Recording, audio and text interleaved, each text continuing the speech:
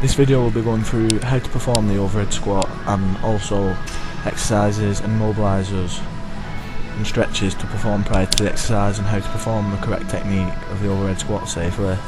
The muscles working during the overhead squat are the erector spinae, quads and glutes, stabilising muscles, your trapezius, your lower trapezius, your core muscles, your deltoids and arms, and the rotator cuff muscles. The overhead squat is useful for athletes who perform at a high level in sport, as the movement can be transferred to sport very easily.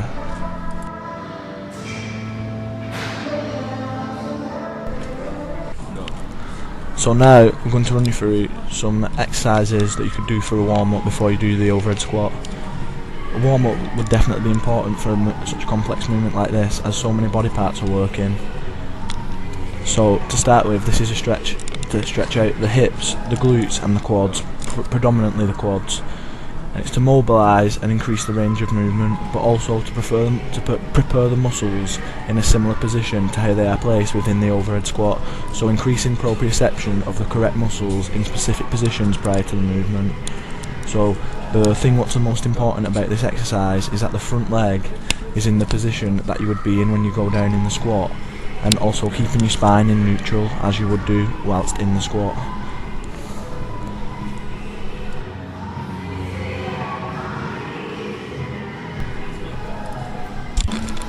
So this exercise is to warm up the rotator cuff muscles, so the infraspinatus, the supraspinatus, the subscapularis and the teres minor. None of the exercises prior to the overhead squat are strenuous, as fatigue would increase the difficulty of the movement and the technique. This warms up the stabilising muscles around the shoulders, ready for a complex movement of the overhead squat.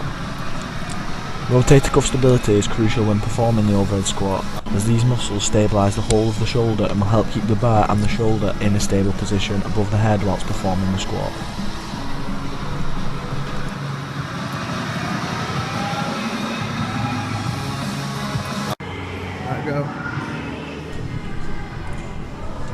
This exercise is for shoulder mobility to test if you have the required range of motion in the shoulder joint for the overhead squat arm position.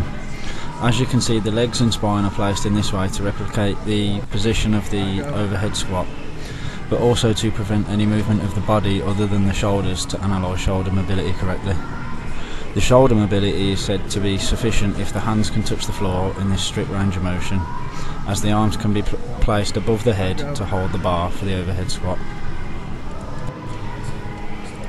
This is important because the bar wouldn't align with the body correctly, causing a difficulty in balance when squatting.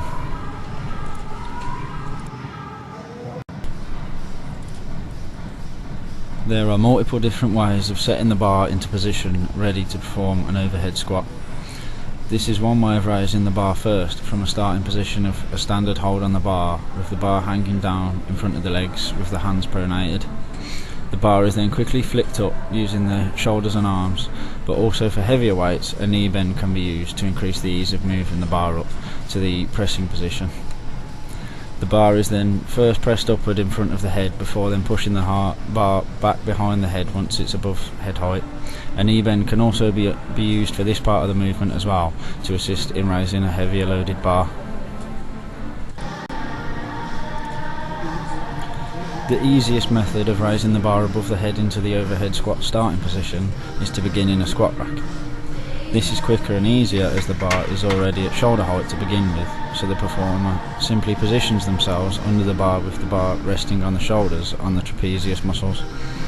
Then the performer stands up from under the bar, moving backwards out of the squat rack. The bar is then pressed directly upwards again with a knee bend if needed for heavier loads that are placed on the bar. This is the easiest method, as there is very little to do in order to place the bar up into the starting position. As you can see in the video, the arms and shoulders are locked out, reaching to the furthest position, which is a less stable position than the second one shown. This is because the shoulders are more depressed, and it is important to make sure they are not too tense and in a relaxed position for the squat. This is important so that the bar is closer to the body and so that you are maximising the recruitment of the upper back muscles, such as the mid and lower trapezius. So the technique which is correct is the second one shown in the video, where the shoulders are relaxed and depressed.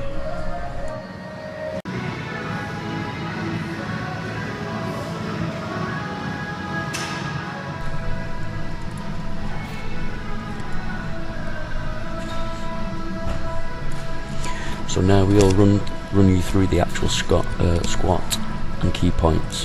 The performer must attempt to keep the spine in a neutral position whilst maintaining the arm and shoulder position in order to keep the bar above head and in line with the hips and ankles.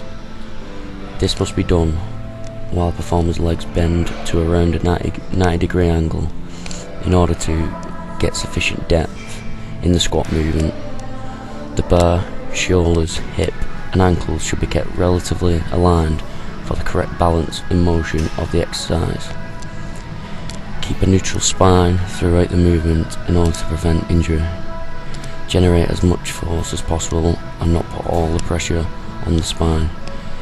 As you can see in the video, the performer's left heel appears to rise as he lowers down in the squat position, which may be due to a lack of flexibility or weakness in the calves. This may appear more dominant on one side than the other, as there may be a slight muscular imbalance within the two legs. This can lead to the performer's knees moving further in front of the toes than necessary, increasing the load in the knee joint and patella tendon, which can lead to injuries when using heavy loads.